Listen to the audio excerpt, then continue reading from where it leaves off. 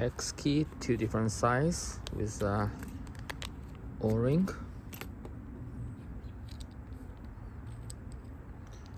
This spins. Let's take them out.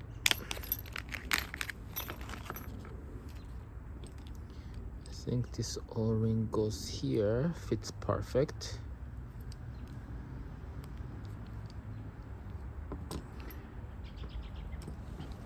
And this skinny one goes here, I guess, or yeah, here's a screw goes in.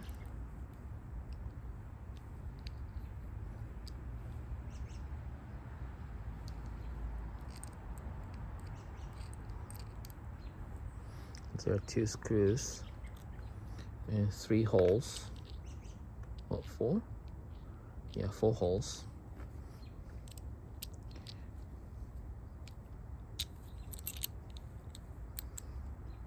And now screw this and put it on a handlebar or any bar, circular bar, and you can mount the camera or quick release or tripod head.